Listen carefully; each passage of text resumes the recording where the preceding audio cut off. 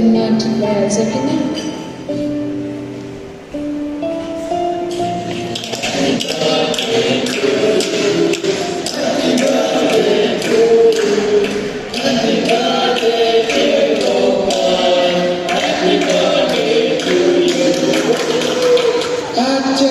छोराको बर्थडे पनि कहाँ यसरी बस्नुहुन्छ? खोइ त नाच्नु सुसारै छ। ल ल ल नाच्नु सुसार गरौँ त।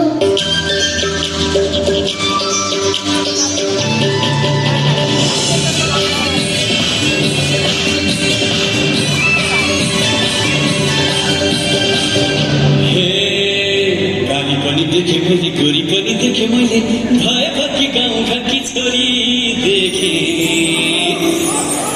तर यो आज मैले के देखेँ ससुराकी छोरी पाँच छोरी देखेँ।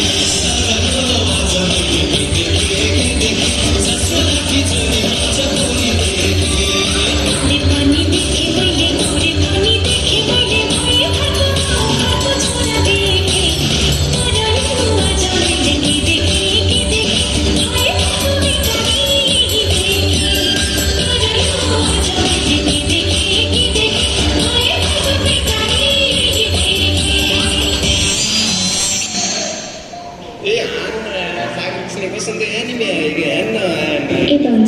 मलाई धेरै दिन भयो पेट दुखेको, खाना पनि रुच्दैन, चक्कर मात्र लागिरहन्छ। तेरो बुवालाई भनेको वास्तै पर्दैन। एकचोटि हिँड्न मसँग हस्पिटलसम्म गएर चेक गरेर आउनु पर्यो। साथीहरूसँग प्लान छ टाइममा खाना खानु छैन। तपाईँलाई ग्यास्ट्रिक भएर होला, जानु मेडिकल गएर औषधि ल्याउनु। किन जानु पर्यो हस्पिटल? कहिलेकाहीँ आफ्नै मान्छेले नबुझ्नु रोगभन्दा पनि ठुलो पीडा हुन्छ। आज त मलाई झन् गाह्रो भइरहेछ त। के भन्नु मलाई? नानी! मम्मी मम्मी के भयो हजुरलाई?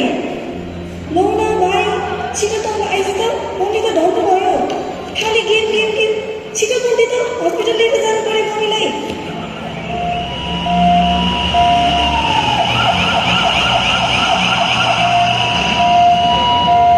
त्यसपछि परिवारद्वारा उहाँलाई नजिकैको जिल्ला अस्पतालमा लगाइन्छ। डाक्टर साहब हेर्नुहोस् न, मेरो बुढीलाई के भयो? एक्कासी बेहोस भएर लग्नु छ। के भएको पत्ता लगाइदिनु पर्यो। नआत्नुहोस् न, हामीहरूले उपचार गर्दैछ। उहाँलाई त धेरै लामो समयदेखि पेट फुल्ने, पेट दुख्ने, कमजोरी यो समस्या रहेछ नि।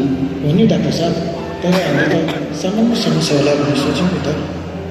मैले किनेको सबै रिपोर्ट हेर्दा भोलि एक्सरेको रिपोर्ट आउँछ। ओभरीमा एउटा मासु राखेको छ। हाम्रोमा गएको बायोप्सीको रिपोर्टले पनि तपाईँको रिपोर्ट के हो भन्न सकिएन। यो के हो भन्नलाई तपाईँहरूले सुविधा सम्पन्न ललितपुर हरिसिद्धीमा रहेको नेपाल क्यान्सर अस्पताल एन्ड रिसर्च सेन्टरमा लैजानु होला। डाक्टर साहब, हामीलाई केही हुँदैन नि? हुँदैन, नआत्नुहोस् न। सकेसम्म छिटो अस्पताल लैजाने व्यवस्था मिलाउनुहोस्।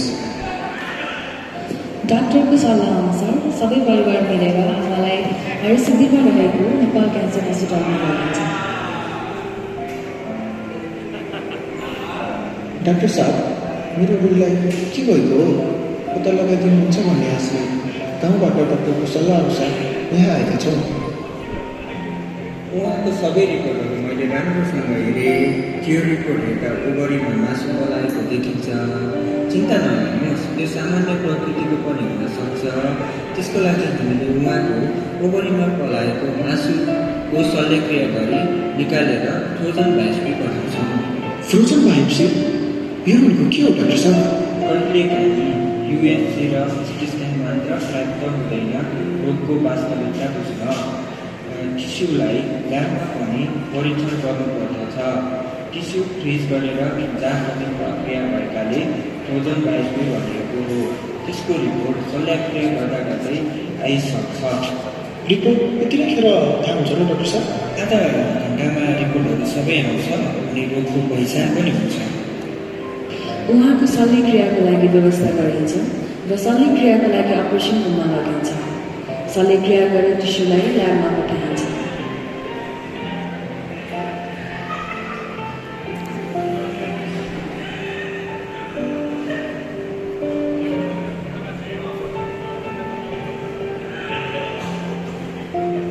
नमस्कार, हजुरहरूको फ्रोजनको रिपोर्ट आइसकेको छ।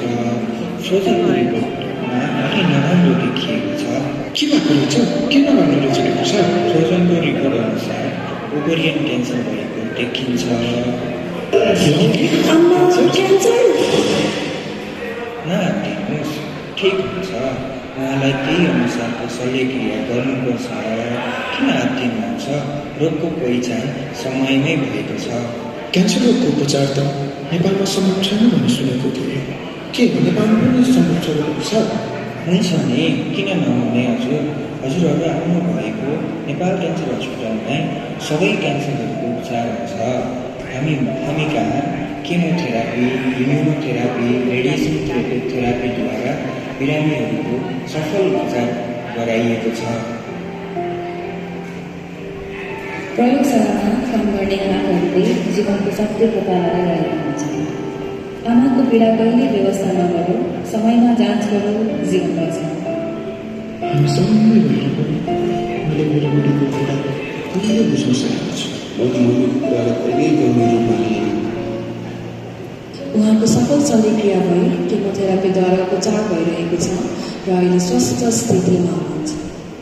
हेर त बाबु नानी हो, धन्न हामी यस अस्पतालमा समयमा आइपुगेको छौँ नि। अहिले तिमीहरूको आमा कति स्वस्थ हुनुहुन्छ। अब हामीले यस रोगको बारेमा सबैलाई सचेत गर्नुपर्छ, बुझ्यौ नि होइन? Thank you Nepal Cancer Hospital and Research Centre for